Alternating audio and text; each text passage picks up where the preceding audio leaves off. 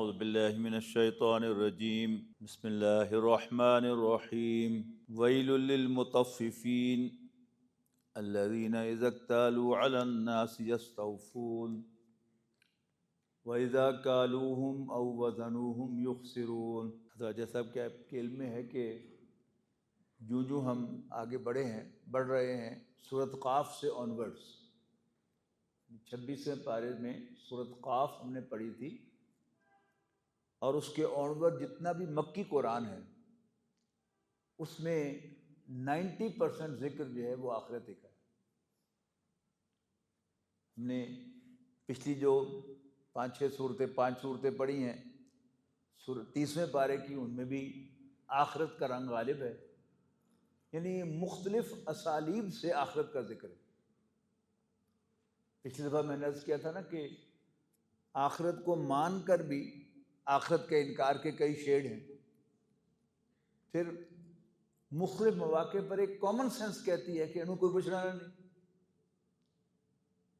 یعنی ہم نے 2 ہفتے پہلے پڑھی تھی سورت، اس میں بچیوں کو زندہ دفن کرنے کا ذکر تھا، اور میں نے عرض کیا تھا نا کہ یہ واقعات تو ہوتے ہیں سوسائٹی میں، لیکن کوئی ان کو روک نہیں سکتا، لیکن نجی محفلوں میں دل میں یہ خیال ضرور آتا ہے کہ انہیں کوئی پوچھنا نہیں۔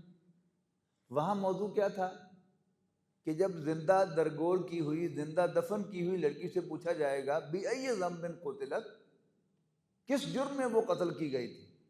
یعنی اگر تو لڑکی ہونا جرم تھا، وہ خود تو لڑکی نہیں بنی تھی، اللہ تعالیٰ نے اسے لڑکی بنایا تھا۔ پھر پچھلی دفعہ ہم نے دیکھا کہ اللہ تعالیٰ کی رحمت کا انڈیو ایڈوانٹیج لینے کی کوشش کرنا کہ اللہ تو بڑا غفور الرحیم ہے، یہ مولویوں نے خامخواہی ڈرا کے ہمیں پریشان کیا ہوا ہے۔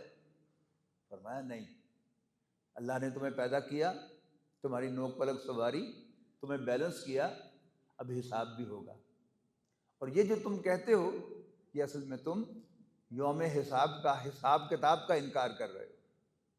اب اگلی بات آ رہی ہے کہ ملاوٹ، ناپ تول میں کمی، ایڈلٹریشن جو ہے یہ ایک بہت بڑا مسئلہ ہے، اور جب بھی ہمیں اخبار کے ذریعے سے، ٹیلی ویژن کے ذریعے سے، سوشل میڈیا کے ذریعے سے خبر ملتی ہے کہ 2 نمبری نہیں 4 نمبری ہو رہی ہے،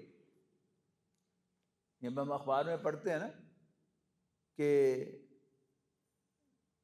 جو میڈیسنز ہمیں مل رہی ہیں یہ 1 نمبر تو بھول ہی جائیں، اب وہ 2 نمبر نہیں 3 نمبر 4 نمبر مل رہی ہیں، یعنی اس میں 3 حصے جو ہے وہ ملاوٹ ہوتی ہے، اور 1 حصہ جو ہے وہ اصل سبسٹنس ہوتا ہے کہ جو ہمارے لیے بیماری کے علاج کے لیے مفید ہے۔ تو پھر بھی وہی کلمہ تھا، یار ان کو پوچھنا نہیں۔ اسی طرح فوڈ آئٹمز کے اندر جب کوئی چھاپا پڑتا ہے کسی ہوٹل میں جا کر یا کسی فوڈ آئٹم کی پروڈکشن کے اوپر جا کر، تو معلوم ہوتا ہے کہ انسان ویسے عقل دنگ رہ جاتی ہے انسان کی، اور انسان جھنجھلاہٹ ہوتی ہے اس کو، پھر بھی یہی آتا ہے کہ کوئی نہیں پوچھنا بنا نہیں۔ اب اس صورت کا آغاز اسی بات سے ہو رہا ہے، وَيْلٌ لِّلْمُطَفِّفِينَ۔ تف کہتے ہیں بہت ہی گھٹیا چیز کو، کہتے ہیں نا تف ہے اس پر، ہماری اردو محاورے میں بھی آتا ہے۔ تو مطففین وہ لوگ ہیں کہ جو ناپ تول میں کمی کرتے ہیں۔ اب ناپ تول میں کمی جو ہے اس کی کئی شکلیں ہیں۔ ایڈلٹریشن، ملاوٹ کرنا، وہ بھی ناپ تول میں کمی ہے، کہ ایک شخص آپ سے پیسے تو لے رہا ہے پیور چیز کے، لیکن آپ کو پیور نہیں دیتا، اس میں کچھ ملاوٹ کر کے دیتا ہے۔ یا ملاوٹ کی ایک صورت کیا ہے، ناپ تول میں کمی کی ایک صورت کیا ہے کہ اس نے جو میجرمنٹس ہیں ان کے اندر گڑبڑ کی ہوئی ہے۔ میٹر جو ہے وہ 100 سینٹی میٹر کا نہیں ہے، وہ 98 سینٹی میٹر کا ہے، یا 99 سینٹی میٹر کا ہے، یا 90 سینٹی میٹر کا ہے۔ یا وہ چارج کر رہا ہے آپ سے میٹرز کے حساب سے، لیکن آپ کو دے رہا ہے گزوں کے حساب سے. اسی طرح کلو گرام جو ہیں اس کا میجرمنٹ کیا ہے؟ 1000 گرام کا 1 کلو گرام ہے، لیکن اگر وہ چپکے سے جو اپنا ویٹ ہے وہ 990 گرام یا 995 گرام بنا لیتا ہے اور پیسے آپ سے پورے چارج کرتا ہے، تو یہ کیا ہے کہ تول میں کمی کر رہا ہے. یہاں بڑا کھل کر اس کو واضح کیا گیا ہے کہ خرابی ہے، ویل خرابی کو بھی کہتے ہیں، اور ویل جہنم کی ایک وادی بھی ہے. ویل للمطففین، ناپ تول میں کمی کرنے والوں کے لیے خرابی ہے یا ان کے لیے جہنم ہے. کون سے ناپ تول میں کمی کرنے والے؟ الذین اذا اکتالوا علی الناس یستوفون، جب وہ لوگوں سے لیتے ہیں تو پورا پورا لیتے ہیں. جب لیتے ہیں تو پورا لیتے ہیں. وَإِذَا كَالُوهُمْ أَوْ وَزَنُهُمْ يُخْسِرُونَ، لیکن جب انہیں دیتے ہیں تو جب ان کے لیے ناپتے یا ان کے لیے وزن کرتے ہیں تو یخسرون، اس میں سے کمی کر لیتے. ان دونوں اعتبارات سے ناپ اور تول، یہ تو ایک موٹی سی بات ہے نا. یعنی کسی بھی گیو اینڈ ٹیک کے اندر، کسی بھی اینگل سے، کسی بھی زاویے کے اندر یہ کمی بیشی کرنا، وہ سب کے سب اسی ہیڈنگ کے اندر آئیں گے.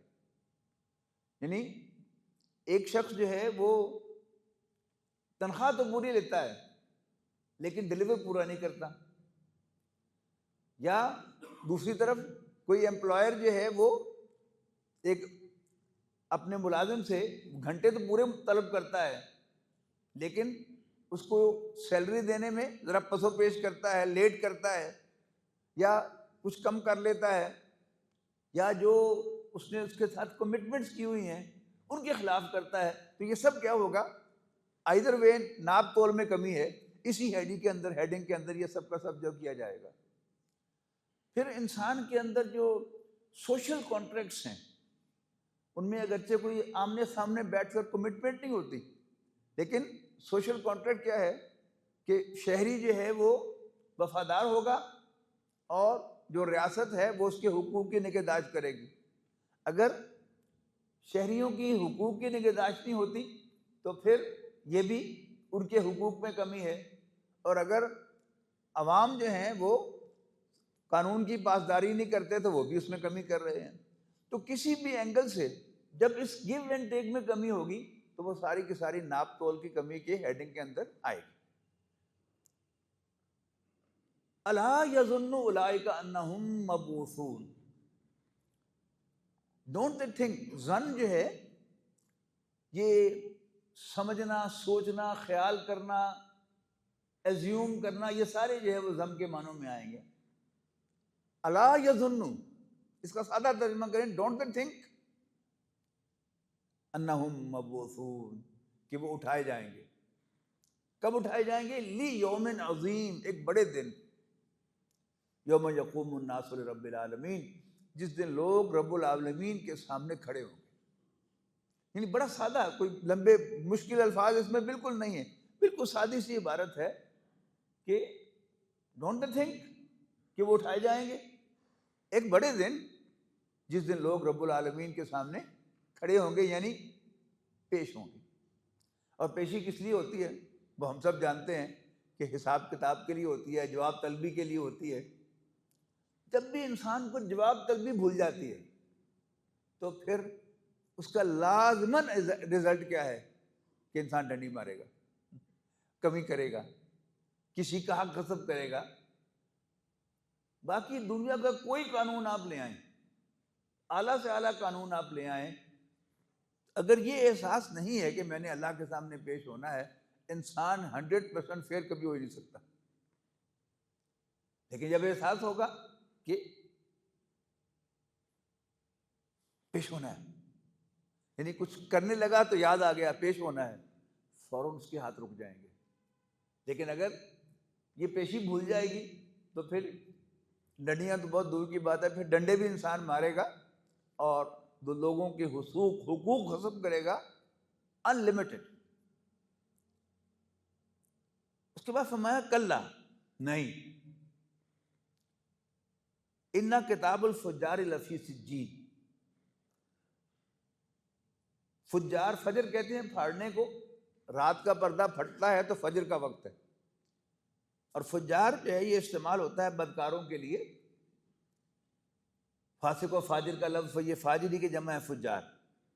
بے شک فجار کا اعمال نامہ، یہاں کتاب سے مراد اعمال نامہ ہے، لفی سجین، اس سجین کے اندر ہے۔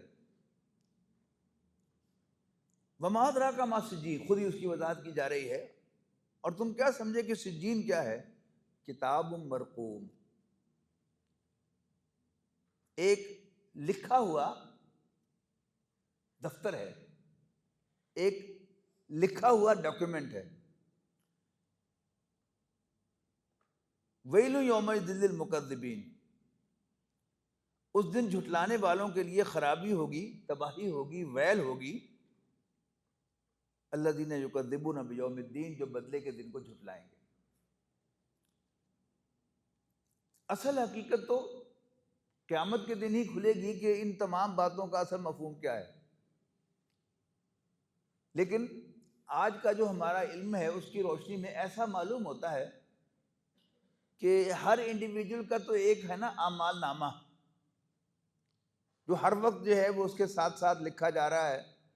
اب وہ لکھا بھی کیسے جا رہا ہے؟ کوئی فرشتے ہیں کہ جو باقاعدہ لکھ رہے ہیں جو ہمیں نظر نہیں آ رہے، یا کوئی ڈیجیٹل ریکارڈنگ ہو رہی ہے جس کو فرشتے صرف اس کی حفاظت کر رہے ہیں، سپرویژن کر رہے ہیں، باقی وہ ہر وقت جو ہے وہ لکھا جا رہا ہے ہمارے ساتھ ساتھ۔ اور جب انسان کی موت واقع ہو جائے گی تو پھر فرشتے جو ہیں وہ ہر ایک کے اعمال نامے کو کنیکٹ کر دیں گے ایک بڑے سرور کے ساتھ جو جہنم کے اندر ہوگا۔ یعنی آج کی میری انڈرسٹینڈنگ اس کی یوں بنتی ہے، الفاظ پر غور کریں نا، کہ وہ ایک لکھا ہوا دفتر ہے، ایک ڈاکیومنٹ ہے، کتاب ہے، جبکہ ہر ایک کا اعمال نامہ اس کے ساتھ ساتھ ہے۔ تو اس موت کے بعد فرشتے جو ہیں اس انڈیویجول کا جو اعمال نامہ ہے اس کو اس بڑے ڈاکیومنٹ کے اندر جا کر اس کو ریزرو کر لیں گے، جیسا کہ ہم عام طور پر کرتے ہیں کہ ہر ایک کے پاس جو ہے اپنا لیپ ٹاپ بھی ہے، لیکن اس ادارے کا کوئی سینٹرل جو ہے وہ بھی ہوگا کمپیوٹر کہ جس کے اندر اس کا ریکارڈ ہو رہا ہوگا۔ پھر یہ ادارہ اگر کسی اور ادارے کے ساتھ کسی بھی اعتبار سے لنکڈ ہے تو پھر اس کے ساتھ اس کا لنک ہوگا۔ پھر جو حکومت کے ادارے ہوتے ہیں، ایکسائز کے اور انکم ٹیکس کے، اب وہ سارے کے سارے جو ہیں وہ ریکارڈ کسی ایک جگہ پر جا کر کمپائل ہو رہے ہوتے ہیں، تو ہر ایک کا ایک اعمال نامہ ہے، اور پھر وہ اعمال نامہ جو ہے وہ پھر ایک بڑے اعمال نامے کے اندر جا کر جمع ہو رہا ہوگا۔ واللہ عالم۔ ویل یومئذ للمکذبین، اس روز جھٹلانے والوں کے لیے خرابی ہوگی۔ الذین یکذبون بیوم الدین، جو بدلے کے دن کو جھٹلاتے ہیں۔ وما یکذب بہ الا کل معتد اثیم، اور اس کو وہی جھٹلاتے ہیں جو حد سے نکلنے والے گناہگار ہوتے ہیں۔ یعنی عام جو ہم اور آپ ہیں تو ہم جسے وہ پنجابی کا سچ پانی تو ہوتا ہے، ہم میں سے کوئی بھی نہیں ہے، یعنی کچھ نیکیاں کچھ برائیاں، لیکن ساتھ ساتھ ہم سب یہاں کم سے کم جو یہاں بیٹھے ہوئے لوگ ہیں وہ سب آخرت کو مانتے ہیں۔ لیکن جب انسان حد سے نکل جاتا ہے تو پھر وہ لازماً آخرت کا انکار کر کے ایسا کر سکتا ہے، تو نہیں جھٹلاتا اس کو مگر وہی جو معتدل، حد سے نکل جانے والا، اثیم، گناہگار، اسم کہتے ہیں نا گناہ کو، حد سے نکلنے والا گناہگار ہو۔ اذا تتلی علیہ آیاتنا، جب اس کے سامنے ہماری آیات پڑھی جاتی ہیں، قال اساطیر الاولین، تو کہتا ہو یہ سب پچھلی کہانیاں ہیں، اس کے سوا ان باتوں کی کوئی حیثیت نہیں ہے۔ اذا تتلی علیہ آیاتنا قال اساطیر الاولین، کلا بل، نہیں، اصل میں اذا تتلی بل ران علی قلوبہم ما کانوا یکسبون، ان کی بدکاریوں کی وجہ سے ان کے دلوں پر زنگ چڑھ گیا ہے۔ یعنی نبی اکرم صلی اللہ علیہ وسلم نے ارشاد فرمایا کہ جب انسان کوئی گناہ کرتا ہے تو اس کے دل پر ایک سیاہ دھبا پڑ جاتا ہے. اگر توبہ کر لے تو دھو دیا جاتا ہے، اور اگر اس گناہ پر کنسسٹنٹ ہو جائے تو پھر آپ نے مٹھی بند کر کے فرمایا کہ پھر یوں اس کا دل بند ہو جاتا ہے. یعنی دل کے اندر جو اللہ تعالیٰ نے روح کی روشنی رکھی ہے وہ ہمیں بتاتی ہے نا کہ ہاں غلط کر رہے ہو، غلط کر رہے ہو، غلط کر رہے ہو. لیکن جب انسان کرتا چلا جاتا ہے تو پھر یہ آواز دبنی شروع ہو جاتی ہے. پہلے ضمیر کی آواز بڑی زوردار ہوتی ہے، پھر وہ آہستہ آہستہ مدھم ہو جاتی ہے، اور پھر وہ بالکل دب جاتی ہے. وائے ناکامی متائے کارواں جاتا رہا، کارواں کے دل سے احساس زیاں جاتا رہا. اور آپ نے فرمایا کہ اذا ساعت کا سیئاتوں کا وسرت کا حسناتوں کا فانت مومن. اگر تمہیں برائی کر کے برا لگے اور نیکی کر کے اچھا لگے تو اس کا مطلب ہے کہ تم ایمان والے ہو. اس کا مطلب کیا ہے کہ ایمان کی رمق دل میں باقی ہے. لیکن جب وہ رمق بھی دل میں باقی نہیں رہتی تو پھر ضمیر بھی انسان کو نہیں کاٹتا، ضمیر بھی انسان کو نہیں ٹوکتا. ٹھیک ہے جی. تو اصل میں کیا ہے، ان کے دلوں پر ان کی کرتوتوں کی وجہ سے جو کمائیاں یہ کر رہے ہیں، کسب کہتے ہیں نا کمائی کو، لیکن قرآن مجید میں بالعموم کسب جو ہے یہ نیک اور برے اعمال کمانے کے لیے آتا ہے. یہ جو ہم پیسہ کماتے ہیں اس کے لیے کسب کا لفظ قرآن مجید میں بالعموم نہیں آیا. ایک آدھ مقام ایسا ہوگا کہ جہاں یہ ترجمہ کیا جا سکتا ہے. اس کی وجہ کیا ہے؟ جسے ہم کمائی کہتے ہیں وہ کمائی تو نہیں ہوتی، وہ تو اللہ کا فضل ہوتا ہے. اللہ تعالیٰ جسے چاہتا ہے، جتنا چاہتا ہے، جیسے چاہتا ہے دیتا ہے. انسان کی محنت کو اس سے کوئی ریشو پروپورشن نہیں ہے. ہاں جو اعمال ہیں یہ کیا ہے، یہ انسان کی کمائی ہے، یہ اس کا انسان کو بھرپور فائدہ ملے گا اگر اچھی کمائی ہوئی، اور اس کی بھرپور سزا ملے گی اگر بری کمائی ہوئی. لیکن دنیا میں کوئی عہدہ، کوئی منصب، کوئی مقام، کوئی پیسہ، کوئی دولت، یہاں تک کہ انسان کا جسم و جان، صحت، ہمیں سے ہر شخص تندرست رہنا چاہتا ہے کہ نہیں؟ لیکن اللہ تعالیٰ نے صحت مند اسی کو بنایا ہے جس کے بارے میں اس نے فیصلہ کیا کہ یہ صحت مند ہے. اور 40 سال صحت مند ہونے کے بعد اللہ تعالیٰ کسی کو بھی بیمار کر سکتا ہے. ہوتا کہ نہیں ایسا؟ ہو جاتا ہے انسان ایک دم بیمار، اور بڑا صحت مند انسان ہوتا ہے اور خبر آتی ہے کہ آج صبح اس کو ہارٹ اٹیک ہو گیا اور وہ اس دنیا سے چلا گیا. تو اس دنیا میں جو کچھ بھی انسان کو ملتا ہے، جسم و جان، اس کی توانائیاں، ذہانت، پھر خوبصورتی، رنگ، شکل و صورت، نین، نقش، سب کچھ کیا ہے؟ اللہ کے دین ہے. اس میں ہماری کمائی کو کوئی دخل نہیں ہے. لیکن اعمال وہ ہماری کمائی ہیں. تو یہاں اگر وہ اعمال ترجمہ کریں گے تو بالکل صحیح فٹ بیٹھے گا. کلا بل ران علی قلوبہم بما کانوا یکسبون. اصل میں ان کی کمائی کی وجہ سے ان کے دلوں پر زنگ چڑھ گئے. جب بھی کسی میٹل پر زنگ چڑھ جاتا ہے تو اس کی جو خاصیت ہوتی ہے وہ کیا ہوتی ہے؟ آہستہ آہستہ ختم ہو جاتی ہے. یعنی عام طور پر جو کنیکشنز ہوتے ہیں ان کے اوپر زنگ چڑھ جاتا ہے تو کنڈکٹیوٹی ختم ہو جاتی ہے ان کی.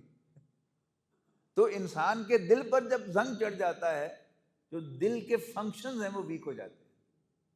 اور دل کا فنکشن کیا ہے؟ اللہ سے ڈرنا، اللہ کو پہچاننا، آخرت کو یاد رکھنا، یہ سب دل کے فنکشن ہیں.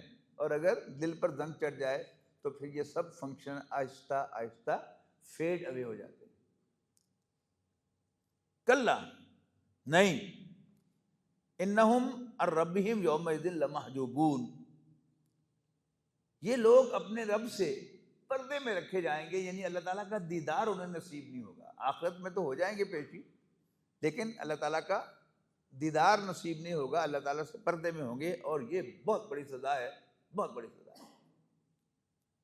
جیسے علامہ اقبال نے اپنے بارے میں کہا ہے نا کہ نبی کریم صلی اللہ علیہ وسلم سے خطاب کرتے ہوئے کہ اگر میرا آئینہ دل بے جوہر ہے اور میں نے اپنے کلام میں قرآن کے علاوہ کوئی اور بات کہی ہے تو نبی کریم صلی اللہ علیہ وسلم نے کہا کہ روز محشر خوار و رسوا کن مرا، قیامت کے دن آپ مجھے خوار و رسوا کر دیں اور مجھے اپنی قدم بوسی سے محروم کر دیں۔ یعنی علامہ اقبال اپنے لیے بد دعا دے رہے ہیں۔ اب ہم سب مسلمان ہیں، ہم سب دل میں ایک خواہش رکھتے ہیں کہ قیامت کے دن نبی اکرم صلی اللہ علیہ وسلم کے جھنڈے کے تلے ہمارا حشر ہو، ہے نا سب کی خواہش۔ لیکن کوئی شخص جو ہے وہ مسلمان سمجھ کر اس جھنڈے کی طرف بڑھے اور کوئی اسے روک کے پرے کر دے تو کیا محرومی ہوگی۔ وہ کہے کہ میں اللہ کا بندہ ہوں، لیکن اسے فرشتے جو ہے پرے کر دیں کہ نہیں تو اللہ کا باغی تھا۔ اب اس کو یہاں پر ہائی لائٹ کیا جا رہا ہے کہ وہ اپنے رب سے حجاب میں رکھے جائیں گے۔ ثم انہم لصال الجحیم، پھر انہیں جہنم کی طرف ہانک دیا جائے گا، جہنم میں جا گریں گے۔ ثم یقال ھذا الذی کنتم بہ تکذبون، پھر ان سے کہا جائے گا کہ یہ چیز تھی وہ جس کا تم انکار کیا کرتے تھے، جس کو تم جھٹلایا کرتے تھے، یعنی جہنم۔ کلا، پھر وہی بات، کلا نہیں، ہرگز نہیں، سن لو، ان کتاب الابرار لفی علیین، جو ابرار ہوں گے، یہ بر کی جمع ہے، بر کے معنی نیک، بر کے معنی نیکی، بر کے معنی نیک، اب بر کی جمع ابرار ہے۔ ان کتاب الابرار لفی علیین، جو برے لوگ تھے ان کا اعمال نامہ سجین میں تھا، اور جو نیک لوگ ہیں ان کا اعمال نامہ علیین میں ہوگا۔ وما ادراک ما علیون، اور تم کیا سمجھے کہ وہ علیین کیا ہے؟ کتاب مرقوم، یہ بھی ایک لکھا ہوا دفتر ہے، ایک ڈاکیومنٹ ہے۔ یشہدہ المقربون، اور اس کے پاس صرف مقرب فرشتے جا سکیں گے، یعنی وہ اتنا سیف ڈاکیومنٹ ہے، اتنا مقدس ڈاکیومنٹ ہے کہ عام فرشتہ بھی اس کو ہاتھ نہیں لگا سکتا۔ اللہ تعالیٰ کے جو مقرب فرشتے ہیں صرف انہی کو اس تک ایکسیس ہوگی۔ اور یہ ہمیشہ کا دستور ہے کہ جو سینسٹیو ڈاکیومنٹس ہوتے ہیں ان کو عام آدمی جو ہے ان کی ایکسیس نہیں ہوتی اس تک۔ ان الابرار لفی نعیم، یقیناً نیک لوگ نعمتوں میں ہوں گے یا عیش میں ہوں گے۔ نعیم کے دونوں ترجمے ہیں، نعیم نعمت کا پلورل بھی سمجھا جاتا ہے، اور نعیم عیش کا مفہوم بھی اپنے اندر رکھتا ہے کہ بے شک نیک لوگ عیش میں ہوں گے، کمفرٹس میں ہوں گے، یا نعمتوں کو انجوائے کر رہے ہوں گے، نعمتوں میں ہوں گے۔ علی الارائک ینظرون، تختوں پر بیٹھے نظارے کر رہے ہوں گے۔ اریکہ تخت، اور اس کی جمع ارائک۔ یہ تخت سے مراد یہاں پر یہ ذہن میں رکھیے گا کہ عام طور پر ہمارے اردو جو ہم لوگ بولتے ہیں اس کے مطابق تخت جو ہے وہ تھرون کے معنوں میں آتا ہے، لیکن ایک جو اردو اسپیکنگ فیملیز میں آپ دیکھیں گے نا کہ وہاں ایک گھر میں ایک تخت ہوتا ہے بچھا ہوا، کہ جس میں یعنی لیونگ روم میں بجائے صوفوں کے ایک تخت ہوتا ہے، پھر اسی کو آپ پھر صوفوں میں کنورٹ کر لیں تو وہ یعنی کوچز پر بیٹھے ہوئے، تختوں پر بیٹھے ہوئے نظارے کر رہے ہوں گے۔ تعرف فی وجوہہم نظرۃ النعیم، تم ان کے چہروں میں نعمتوں کی تازگی پاؤ گے۔ یہ ایک بڑی 2 ہفتے پہلے بھی ذکر آیا تھا اس کا کہ اگر انسان بھوکا ہو تو اس کا چہرہ جو ہے وہ لٹکا ہوا ہوتا ہے، اور اس نے کھایا پیا ہو اور اس کو کوئی پریشانی نہ ہو تو اس کا چہرہ بھی بتا رہا ہوتا ہے کہ یہ فریش ہے۔ اسی کو یہاں کیا کہا گیا، تم ان کے چہروں پر نعمتوں کی تازگی کو پہچان سکو گے۔ یسقون من رحیق مختوم، ان کو سرب مہل سیل شراب پلائی جائے گی خالص۔ ختامہ مسک، جس کی سیل مشک کی ہوگی۔ وفی ذلک فلیتنافس المتنافسون، اور چاہیے کہ پرسو کرنے والے ان نعمتوں کو پرسو کیا کریں، چاہنے والے ان نعمتوں کی چاہت کیا کریں۔ یہ بڑی خاص بات ہے جو یہاں پر کہی گئی ہے۔ یعنی ایک ہے نیچرل انسان جو اللہ نے پیدا کیا ہے، اس کی چاہتے ہیں، اس کی خواہشات ہیں۔ پھر ایک ہوتا ہے جو آرٹیفیشل انسان جو ہے وہ بنتا ہے۔ اب یہ آرٹیفیشل انسان جو ہے یہ کیا ہے؟ یہ کچھ بہت زیادہ چوزی ہو جاتا ہے اور بعض چیزوں کی چاہت وہ اپنی شان کے خلاف سمجھتا ہے۔ مثلا اس کو ذرا سمجھنے کی ضرورت ہے، توجہ سے سمجھیں اس بات کو، کہ دین کا تقاضا کیا ہے؟ ہم حرام نہ کھائیں۔ دین کا تقاضا کیا ہے؟ کہ ہم out of wedlock sex نہ کریں اور غیر عورتوں میں دلچسپی بھی نہ لیں۔ ہمارا دین کیا چاہتا ہے؟ جو حلال جائز مشروب ہیں وہ پئیں اور شراب کے قریب بھی نہ جائیں۔ اچھا اب جنت میں آ جائیں۔ اب جنت میں کیا ہے کہ ہر قسم کا پھل، ہر قسم کا کھانا فریلی اویلیبل ہوگا، جہاں سے مرضی کھاؤ، جیسے مرضی کھاؤ۔ پھر وہاں حوریں ہوں گی۔ یعنی حوروں کا تصور کیا ہے؟ کہ انسان کی نیچر جو اللہ تعالیٰ نے بنائی ہے وہ کیا ہے کہ انسان عورت کو اپنی کمپنی میں رکھ کے پریزنٹ محسوس کرتا ہے۔ اب کیا ہے کہ جب انسان اپنے اوپر کو خوف چڑھائے گا، خاص طور پر یہ ایک دیندار آدمی کے لیے یہ خاص بات ہے کہ وہ کہے مجھے تو ویسی گھن آتی ہے عورتوں سے، حالانکہ اندر سے وہ جھانکے گا تو گھن نہیں آ رہی ہوگی۔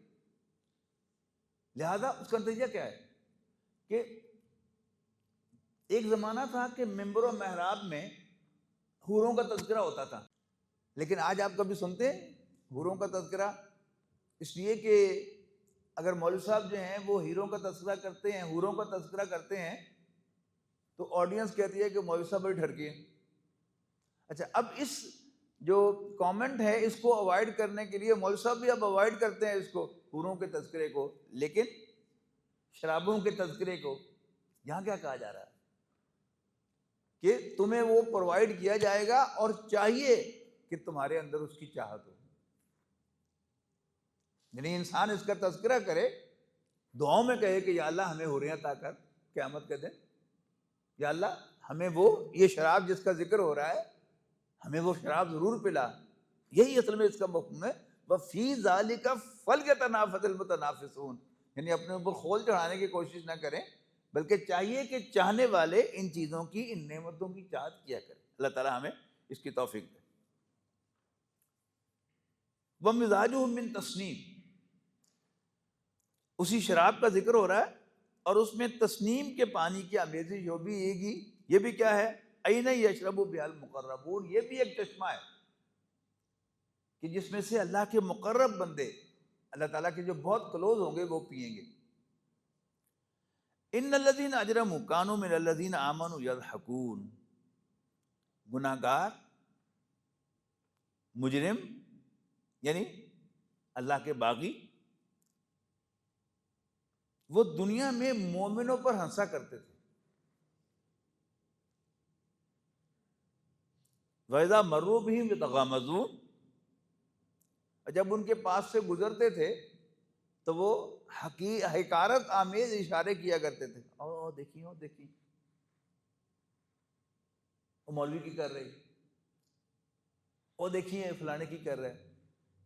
اب جن لوگوں کی اللہ تعالیٰ تعریف کر رہا ہے، جن کو قیامت کے دن اللہ تعالیٰ کی نعمتیں میسر ہوں گی، اللہ تعالیٰ کا قرب نصیب ہوگا، نبی اکرم صلی اللہ علیہ وسلم کی رفاقت نصیب ہوگی، یہ جو باغی لوگ ہیں یہ ان پر ہنستے ہیں اور ان کے پاس سے گزرتے ہوئے پونیاں مار کے گزرتے ہیں، ایک دوسرے کو اشارے کر کے گزرتے ہیں۔ قیامت کے دن پتہ لگے گا کہ کون ٹھیک تھا کون غلط تھا، کون اس قابل تھا کہ اس کو حقارت کی نظر سے دیکھا جائے اور کون اس قابل تھا کہ اس کو عزت دی جائے۔ سورۃ اعراف میں ذکر آئے گا، ذکر آیا، پڑھ چکے ہیں ہم اس کو، کہ جو اصحاب آراف ہیں، آراف کہتے ہیں جہنم اور جنت کے درمیان ایک دیوار ہے، اس پر کچھ لوگ ہوں گے کہ جو جہنم سے تو خلاصی پا لیں گے، جیسے ہوتا ہے نا میچ ٹائی ہو گیا، سکور برابر ہو گئے، ان کی برائیاں اور نیکیاں برابر ہوں گی، اور وہ جہنم اور جنت کے درمیان جو دیوار ہے آراف اس پر بیٹھے ہوں گے۔ اب چونکہ وہ درمیان کے آدمی ہیں، ان کے تعلقات ان سے بھی ہیں ان سے بھی ہیں، نیکوں کے ساتھ بھی ان کے تعلقات ہیں، بروں کے ساتھ بھی ان کے تعلقات ہیں، لہذا وہ کہیں گے جہنم والوں سے، وہ تمہارے جو دوست تھے جن کے بارے میں تم سمجھتے تھے کہ اللہ تعالیٰ ان پر کبھی عنایت نہیں کرے گا، اب وہ کہاں ہیں؟ ظاہر ہے اب وہ کہیں گے کہ ہو غلطی ہم سے ہوئی تھی، وہ تو کامیاب ہو گئے اور ہم یہاں پڑے ہیں۔ تو یعنی بالکل یہ نیچرل سا ایک انداز ہے کہ جب بھی کوئی اس طرح کی کنٹروورسی چل رہی ہو تو پھر کچھ لوگ ہوتے ہیں کہ جو ایک خاص ماحول میں کچھ بول بھی نہیں سکتے، لیکن اللہ تعالیٰ کے وہ نیک بندے ہوتے ہیں، اللہ تعالیٰ کے فیوریٹ ہوتے ہیں، جب قیامت میں جس دن حاضری ہوگی تو معلوم ہوگا یار اس ٹائم ہی ہنستے رہے ہونا تھے، وہ تو بازی لے گئے۔ یہ جو آیات ہے نا، میں نے آج بالکل آغاز میں عرض کیا تھا کہ سورۃ قاف سے آنورڈ آخرت ہی کا تذکرہ ہے۔ اب کیا ہے، اب غور کیجئے گا، یعنی جنت کی بھی ڈیٹیلز زیر بحث آ رہی ہیں اور جہنم کی بھی ڈیٹیلز زیر بحث آ رہی ہیں۔ اب ڈیٹیلز دی نا ساری کہ انہیں فلاں شراب پلائی جائے گی جس کی سیل جو ہے وہ فلانی چیز کی ہوگی، اور اس میں تسنیم کی بھی آمیزش ہوگی، یعنی جو بھی برانڈز ہوتے ہیں اللہ تعالیٰ اس دنیا میں دوری رکھے ہوئے ان سے، لیکن جو جانے پہچانے برانڈز ہیں اور ان میں اگر کوئی ملا کر اس کا بھی ٹیسٹ دیا جائے تو شاید کوئی جو شراب پینے والے ہیں اس کو اپریشیٹ کرتے ہیں اس دنیا میں۔ دیکھیے اللہ تعالیٰ ایمان والوں کو، اپنے وفاداروں کو ری ایشور کر رہا ہے، فکر نہ کرو، تم آج تم اس سے دور رہو، لیکن میں تمہیں وہ سارے جو ٹیسٹ ہے وہ سب دلاؤں گا، بس تم میرے وفادار رہو، لیکن ایک دن آئے گا کہ وہ سب کچھ تمہیں بھی دیا جائے گا۔ اس کے بعد فرمایا وَإِذَا انْقَلَبُوا إِلَىٰ أَهْلِهِمُ انْقَلَبُوا فَكِهِينَ، اور جب وہ اپنے گھر والوں کے پاس لوٹتے تھے تو اتراتے ہوئے، مذاق اڑاتے ہوئے گھر جاتے تھے۔ اچھا اس کو بھی سمجھے، ایکسپریشن لائیں، آپ اپنے محاورے میں لے کے آئیں تو سمجھ آئے گی کہ کسی مسلمان کو ستا کر آئے، نبی اکرم صلی اللہ علیہ وسلم کو گالیاں دے کے آئے، اور پھر کوئی بڑا سردار جو ہے وہ گھر میں داخل ہو مسکراتا ہوا، آج میں اے کرتا، ٹھیک ہے نا، آج میں نے اس کے ساتھ یوں کر دیا اور فلانے کے ساتھ میں نے یوں کر دیا، آج اس کی تو میں نے بڑی ٹھکائی کی۔ اب وہ چونکہ اپنے آپ پر نادم نہیں ہے، پہلے باہر یہ ساری حرکتیں کر کے آیا تو گھر میں داخل ہوگا فقیہین، مذاق اڑاتے ہوئے، ہنستے ہوئے، اتراتے ہوئے۔ وَإِذَا رَأَوْهُمْ قَالُوا إِنَّ هَؤُلَاءِ لَضَالُّونَ، اور جب وہ ان ایمان والوں کو دیکھتے تھے تو کہتے کہ یہ گمراہ لوگ ہیں۔ اس دنیا میں جو سو کالڈ کامیاب لوگ ہیں، جنہوں نے پراپرٹیز بنائی ہیں، جنہوں نے بڑے بڑے عہدے حاصل کیے ہیں، انسانیت پر ظلم ڈھایا ہے، اب ان کے قریب بیٹھ کے دیکھیں نا اگر آپ، تو وہ ایمان والوں کو آج بھی پاگل ہی سمجھتے ہیں، دینداروں کو آج بھی پاگل ہی سمجھتے ہیں۔ رشوت خور لوگ، وہ لوگ جو دیانتداری سے کام کرتے ہیں رشوت لے لیتے، کہتے ہیں مت ہماری ہو دی، ایسے ایکسپریشنز آتے ہیں نا، تو یہ ان کی طرف اشارہ ہے کہ اپنے گھر والوں کے پاس جب آتے ہیں تو مسکراتے ہوئے بڑے فاتحانہ انداز میں گھر داخل ہوتے ہیں، اور جب ان نیکوں کو، ایمان والوں کو، دینداروں کو، آغاز کہاں سے ہے اس کا؟ ناپ تول میں کمی کرنے والے. اسی کانٹیکس میں دیکھیں جو دیانتداری کے ساتھ کام کرنے والے، حلال پر اکتفا کرنے والے ہیں، ان کو کیا سمجھتے ہیں؟ یار بات ہماری ہے، یہ تو گمراہ لوگ ہیں، بھٹکے ہوئے لوگ ہیں، ان کو سمجھ ہی نہیں آئی کہ اصل راستہ کون سا ہے. یہ دنیا اللہ تعالیٰ نے انجوائے کرنے کے لیے دی ہے، اور جتنا انسان کا ہاتھ پڑتا ہو وہ ہاتھ ڈال کر انجوائے کرنا چاہیے. یہ پاگل لوگ ہیں. وَمَا أُرْسِلُوا عَلَيْهِمْ حَافِظِينَ، حالانکہ وہ ان نیک لوگوں پر کوئی ایڈمنسٹریٹر مقرر نہیں کیے گئے تھے، سپروائزر مقرر نہیں کیے گئے تھے. حافظ کہتے ہیں نا، حفاظت کرنا. تو حافظین حفاظت کرنے والے یعنی سپروائزرز. اس کو آپ یوں کہیں گے کہ اللہ تعالیٰ نے تمہیں کب ان پر سپروائزر بنایا تھا کہ ان کو سپروائز کرو کہ یہ ٹھیک کام کر رہے ہیں کہ غلط کام کر رہے ہیں. فَالْيَوْمَ الَّذِينَ آمَنُوا مِنَ الْكُفَّارِ يَضْحَكُونَ، بس آج ایمان والے کافروں پر ہنسیں گے. اس دنیا میں کافر، ظالم، وہ مظلوموں پر، ایمان والوں پر، دینداروں پر، دیانتداروں پر ہنستے تھے. قیامت کے دن کیا ہوگا؟ آج ایمان والے کافروں پر ہنسیں گے. علی الارائک ینظرون، پھر وہی لفظ آ گیا، کوچز پر دیکھتے ہوئے، ان کو سزا بھگتتے ہوئے دیکھ رہے ہوں گے. هل ثوب الکفار ما كانوا یعملون، تو کافروں کو ان کے اعمال کا پورا پورا بدلہ مل جائے گا نا. یعنی لفظی ترجمہ تو ہوگا کہ مل گیا، لیکن کیونکہ یہ آخرت کا نقشہ ہے تو اس کے اعتبار سے بالفعل کیا ہوگا کہ کافروں کو ان کی کرتوتوں کا، ظالموں کو ان کے ظلم کا، اور بددیانتوں کو ان کی بددیانتی کا بھرپور بدلہ ملے گا. لیکن یہ قیامت کے دن جو ہے وہ نوٹ کروایا جائے گا کہ دیکھو تم پر زیادتی ہوئی تھی نا، وہ دیکھو وہ ظالم پڑا ہے. تمہارا حق مارا گیا تھا، وہ دیکھو تمہارا حق مارنے والا پڑا ہے. تمہارا قاتل تھا نا کوئی جس نے تمہیں قتل کر دیا تھا، وہ دیکھو وہ جہنم میں جل رہا ہے. تو اب جو ایک جیسے پہلے میں نے عرض کیا نا کہ آرٹیفیشل کردار، اس کی دین میں کوئی گنجائش نہیں. اب آرٹیفیشل کردار کیا ہے کہ انسان کو بس ایک ہی پٹی پڑھائی جاتی رہے کہ معاف کر دو، معاف کر دو، معاف کر دو، معاف کر دو. لیکن ریل کردار کیا ہے؟ بہرحال جس پر ظلم ہوتا ہے اس کے دل سے پوچھیں، اس کے دل کو بہرحال سکون ملتا ہے کہ ظالم کو سزا ملے. یہ اخبارات میں آپ پڑھتے ہیں کہ قتل کے کیسز میں وہ منتیں کر رہے ہوتے ہیں، آفرز کر رہے ہوتے ہیں، لیکن وہ جو لڑکے کا باپ ہوتا ہے جس کو قتل کیا گیا تھا وہ نہیں معاف کرتا. اور پھر جب پھانسی کی سزا سنائی جاتی ہے تو وہ سجدے میں گرتا ہے کورٹ کے اندر ہی، اللہ کا شکر ادا کرتا ہے، حالانکہ اس کو کچھ نہیں ملا. اللہ تعالیٰ نے انسان کی نیچر بنائی ہے نا یہ. تو آرٹیفیشل کردار نہیں، ریئل کردار کیا ہے کہ جب مجھ پر ظلم کرنے والے کو ملے گی تو بہرحال میرے دل کو سکون ملے گا.